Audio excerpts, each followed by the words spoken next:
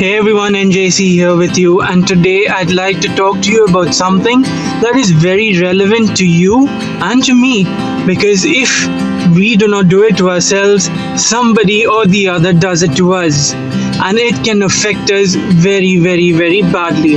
It is nothing but comparing yourself to somebody else. Now, to understand these comparisons that happen in our life, I will explain to you, or rather tell you, a short story which will help you get into perspective about what I'm trying to convey over here. So, once upon a time, there was this monk who was sitting under a tree and just meditating.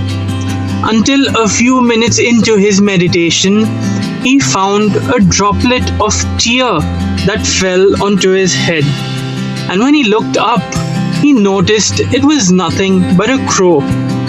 So he wondered why the crow was crying. And looking at the crow and seeing that the crow got his attention, the crow flew down to the monk, and the monk asked him, "Why is it that you're crying, dear crow?" The crow said, "Oh wise one, it is that I'm not happy. People shoo me away. I really do not know why. Maybe it's the color, because I'm black in color, or maybe they just don't like me being around them. I feel depressed, I feel really unhappy, and that's exactly how you saw me in this disastrous condition or in a tearful state." So the monk said, "Okay, well, I might be able to help you here, and I have a mantra that can actually help you change from being a crow to probably any other bird that you would like to be.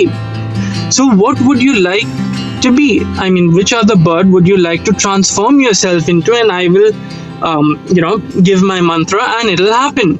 So the crow said, "I would like to become a swan." So the monk told him, "Fine, I will do that for you. But before I transform you into a swan, I would first like you to take some time, fly down to the nearest swan that you find, and ask that swan if he is happy, or rather what makes him happy in life." So the crow went all the way flying, found the nearest swan. He was actually swimming into the lake, and so the crow went and met with him. Now, the crow asked the swan, "You look so beautiful, you're fully in white.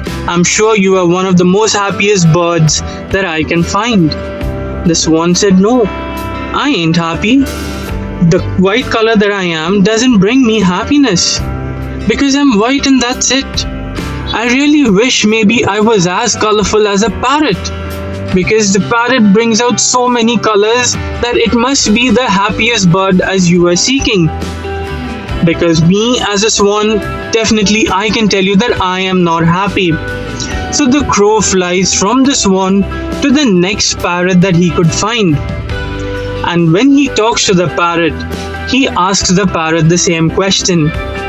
"Oh parrot, you with all your lovely and vibrant colors, I'm sure you must be the most happiest bird that I can meet." But to his dismay, the parrot replied, "No, I am not happy. I may have a lot of these colors, but I live in fright. Anywhere I fly,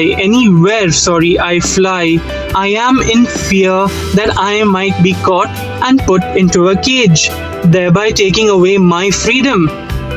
And having to live in fear is something that I do not want anyone to experience. And that is what brings me unhappiness, that I have to live in fright." The crow was confused and really upset, because first he thought the swan would be happy, then the swan says the parrot would be happy. On speaking to the swan and the parrot, the crow realizes that both of them are unhappy.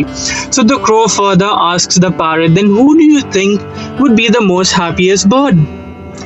So the parrot replied, "Why don't you go and talk to the peacock? Because the peacock is as beautiful and has a lot of feathers. I'm sure he must be really happy with his life." So the crow then flies down to the zoo that was close by, and he finds a peacock in there. So he sits in close by to the cage where the peacock is, and he asks the same question. "Oh dear peacock, you really look beautiful. I'm sure you must be the most happiest bird." And again, to his dismay, the peacock said, "No. As beautiful as I am, can't you see that I am caged in a zoo?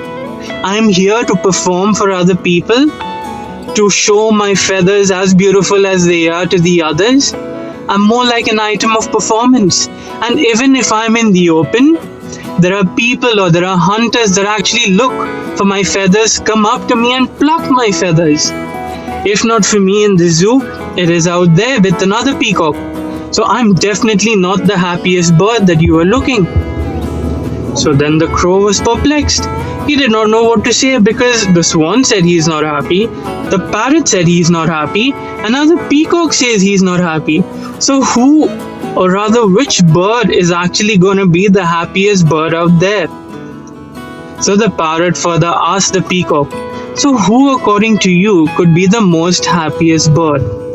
The peacock slowly tells this crow that after looking at the entire zoo and observing it for days and nights, and now when I look at you, sitting just outside my cage, having flown in to ask me this question about life, I would say you, being a crow, should be the most happiest bird. Because nobody wants to cage you, nobody wants to come after you for your feathers, and you have the freedom to go anywhere you want. You can do anything you want, you can eat whatever you want. And therefore, I would say you are the most happiest bird that I have ever met. Or rather, you should be the most happiest bird, because of the wonderful perks that I've just told you about, the advantages of having freedom. There is nothing like having freedom for a bird like you, dear crow, and therefore the happiness that you seek should be within yourself. So the crow now goes back to the wise monk and finally tells the monk that I am happy the way I am. I do not want to change myself, I do not want to transform myself. Thanking you for helping me understand what I needed to know all along. And therefore, having heard this story, we can now apply it to our lives, knowing that sometimes we need, but maybe most of the times, we need to be happy with who we are or with what we have. People around you will always have either more than you or they might have less than you, but it should never concern you. And therefore, if you keep paying attention to the people around you and comparing yourselves to them, it only leads to a vicious cycle of unhappiness, due to which you might even go into depression, and you will bring the people around you also into a mood of negativity and depression. And therefore, I urge every one of you, do not compare yourself to others. Even if society compares you to others within the society itself, please ignore it. Or rather, as we say, listen through one ear, throw out the other side. But always know that you are doing your best and you will achieve the best one day. Having said this is N.J.C here with you. Until next time, take care, stay safe, and God bless.